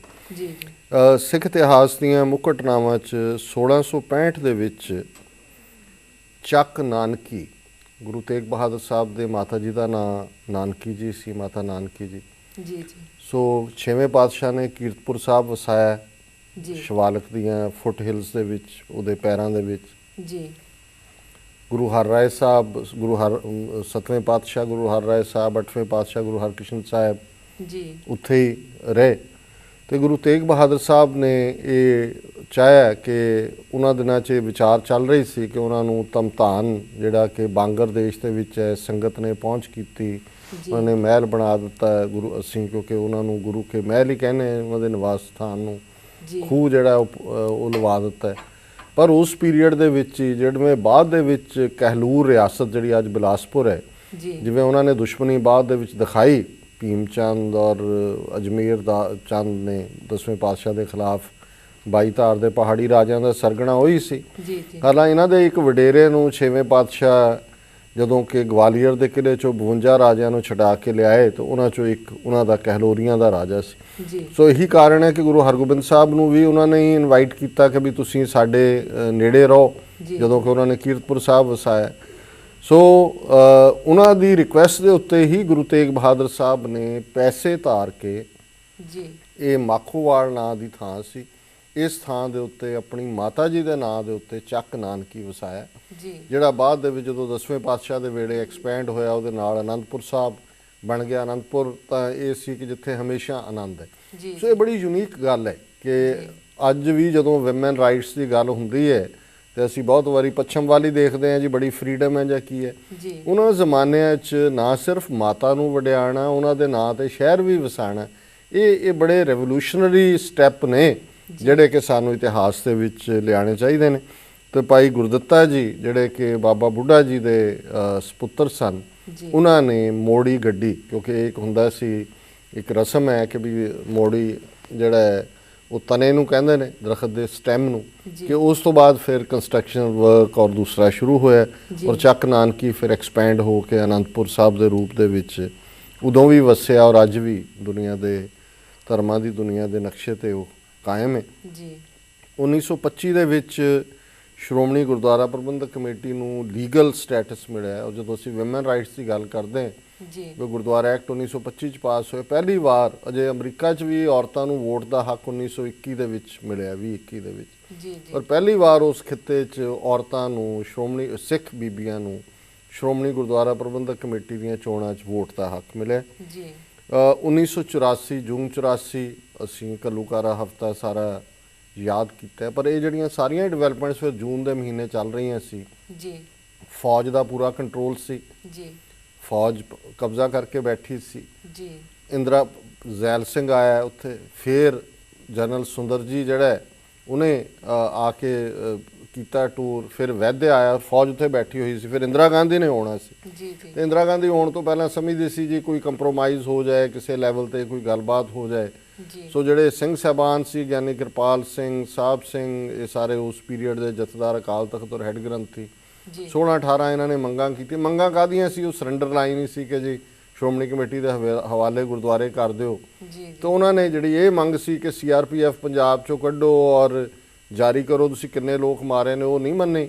ਲੇਕਿਨ ਉਸ ਪੀਰੀਅਡ 'ਚ ਉਹਨਾਂ ਨੇ ਜਿਹੜਾ ਇੰਦਰਾ ਗਾਂਧੀ ਨੇ ਆ ਕੇ ਉਹਦੇ ਆਉਣ ਤੋਂ ਪਹਿਲਾਂ ਬਾਕੀ ਉਹਨਾਂ ਨੇ ਮੰਗਾਂ ਮੰਨ ਲਈਆਂ ਸੀ। ਵਰਲਡ ਹਿਸਟਰੀ 'ਚ ਅਸੀਂ ਦੇਖਦੇ ਹਾਂ ਕਿ 1862 ਦੇ ਵਿੱਚ ਜਿਹੜੀ ਹੈ ਸਲੇਵਰੀ ਉਹ US ਟੈਰੀਟਰੀਜ਼ ਦੇ ਵਿੱਚ ਖਤਮ ਹੋਈ। ਪਿਛਲੇ ਵੀਕਐਂਡ ਫਾਦਰਸ ਡੇ ਮਨਾਇਆ ਗਿਆ ਤੇ 1910 ਦੇ ਵਿੱਚ ਪਹਿਲੀ ਵਾਰ ਅਮਰੀਕਾ 'ਚ ਫਾਦਰਸ ਡੇ ਮਨਾਇਆ ਗਿਆ ਸੀ। 1912 'ਚ ਅੱਜ 40 ਘੰਟੇ ਦਾ ਹਫਤਾ ਹੁੰਦਾ, 8 ਘੰਟੇ ਤੋਂ ਜ਼ਿਆਦਾ ਕੰਮ ਨਹੀਂ ਕਰ ਸਕਦੇ। ਪਹਿਲੀ ਵਾਰੀ 1912 ਦੇ ਵਿੱਚ 8 ਆਵਰ ਵੀਕ, 8 ਘੰਟੇ ਹੀ ਕੰਮ ਕਰਨਾ ਹੈ, ਇਹ ਡਿਕਲੇਅਰ ਹੋਇਆ ਸੀ। 1933 ਦੇ ਵਿੱਚ ਰਸ਼ੀਅਨ ਲੀਡਰ ਟ੍ਰੋਟਸਕੀ ਜਿਹੜਾ ਕਿ ਭੱਜ ਕੇ ਫਰਾਂਸ ਆਇਆ, ਫਰਾਂਸ ਨੇ ਉਹਨੂੰ ਪੋਲੀਟੀਕਲ ਅਸਾਈਲਮ ਦਿੱਤੀ। ਤੇ 1964 ਦੇ ਵਿੱਚ ਸਿਵਲ ਰਾਈਟਸ ਐਕਟ ਪਾਸ ਹੋਇਆ, ਜਿਹਦੇ ਥੱਲੇ ਜੇ ਅੱਜ ਅਸੀਂ ਇੱਥੇ ਆਜ਼ਾਦੀ ਮਾਣ ਰਹੇ ਹਾਂ ਤੇ ਉਹਨਾਂ ਅਫਰੀਕਨ ਅਮਰੀਕਨਾਂ ਦੀ, ਕਾਲਿਆਂ ਦੀ ਬਦੌਲਤ ਹੈ, ਜਿਨ੍ਹਾਂ ਨੇ Martin Luther King, Malcolm X struggle ਕੀਤਾ। ਔਰ ਫਾਈਨਲੀ 1964 ਦੇ ਵਿੱਚ ਸਿਵਲ ਰਾਈਟਸ ਬਿੱਲ ਜਿਹੜਾ ਉਹ ਪਾਸ ਹੋ ਕੇ ਬਹੁਤ ਸਾਰੀ ਡਿਸਕ੍ਰਿਮੀਨੇਸ਼ਨ, ਸੈਗਰੀਗੇਸ਼ਨ ਜਿਹੜੀ ਹੈ ਉਹ ਖਤਮ ਹੋਈ। ਜੱਟ ਸਾਹਿਬ ਤੁਹਾਡਾ ਬਹੁਤ ਬਹੁਤ ਧੰਨਵਾਦ, ਤੁਸੀਂ ਸਾਡੇ ਦਰਸ਼ਕਾਂ ਨੂੰ ਅੱਜ ਦੇ ਦਿਨ ਦੀ ਅਹਿਮੀਅਤ ਦੱਸੀ। ਤੇ ਇੱਥੇ ਲੈਣੇ ਇੱਕ ਛੋਟਾ ਜਿਹਾ ਬ੍ਰੇਕ। ਵੀਰ ਤੁਸੀਂ ਸਾਡੇ ਨਾਲ ਇਸ ਤਰ੍ਹਾਂ ਹੀ ਜੁੜੇ ਰਹੋ, ਮਿਲਦੇ ਹਾਂ after this short break.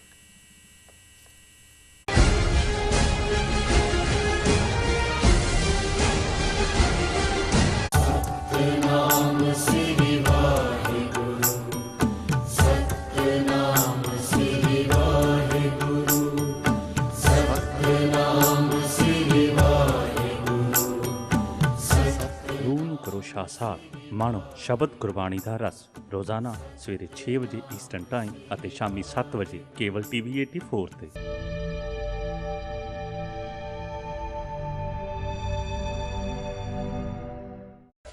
Sale, Joga Furniture the closing down sale. Brand new leather made sofa set, ਜੇ ਤੁਸੀਂ ਲੈਣਾ ਲਾਓ, ਜੇ ਨਹੀਂ ਲੈਣਾ then ਗੱਦੇ ਨਹੀਂ ਤੁਹਾਨੂੰ ਦੇਣੇ ਫ੍ਰੀ।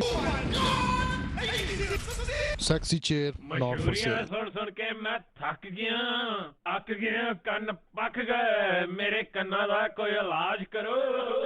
ਉਹ ਜੀ ਤੁਸੀਂ ਘਬਰਾਓ ਨਾ, ਰੇਡੀਓ KBJB ਸੁਣਿਆ ਕਰੋ। ਰੇਡੀਓ KBJB ਇਹ ਕਿਹੜੀ ਨਵੀਂ ਬਲਾ ਹੈ? ਨਹੀਂ ਜੀ, ਇਹ ਬਲਾ ਨਹੀਂ, ਇਹ ਰੇਡੀਓ ਖਾਲਸਾ ਬਾਗੀ ਜਾਂ ਬਾਦਸ਼ਾਹ, ਜਿਹੜਾ ਕਿ ਡੈਲਸ ਤੋਂ 24/7 ਚੱਲਦਾ ਹੈ, ਜਿਹਦੇ ਵਿੱਚ ਕੋਈ ਵੀ ਮਸ਼ਹੂਰੀ ਨਹੀਂ ਹੁੰਦੀ ਅਤੇ ਤੁਸੀਂ ਆਸਾਨੀ ਦੇ ਨਾਲ ਕਥਾ, ਕੀਰਤਨ, ਸਿਮਰਨ, ਕਵਿਸ਼ਰੀ, ਸੰਤ ਸਿੰਘ ਜੀ ਮਸਕੀਨ, ਲਾਈਵ ਟਾਕ ਸ਼ੋ, ਗੁਰਬਾਣੀ ਸੰਥਿਆ, ਧਾਰਮਿਕ, ਸਮਾਜਿਕ ਤੇ ਰਾਜਨੀਤਿਕ ਵਿਚਾਰਾਂ ਨੂੰ ਸੁਣ ਸਕਦੇ ਹੋ। ਉਹ ਤਾਂ ਬੱਲੇ ਬੱਲੇ, ਫਿਰ ਇੱਥੇ ਹੀ ਬਸ ਨਹੀਂ, ਤੁਸੀਂ TV 84 ਨੂੰ 24 ਘੰਟੇ ਸੁਣ ਸਕਦੇ ਹੋ। ਬਸ ਤੁਹਾਨੂੰ ਸਿਰਫ ਫੋਨ ਨੰਬਰ ਡਾਇਲ ਕਰਨ ਦੀ ਲੋੜ ਆ 605 475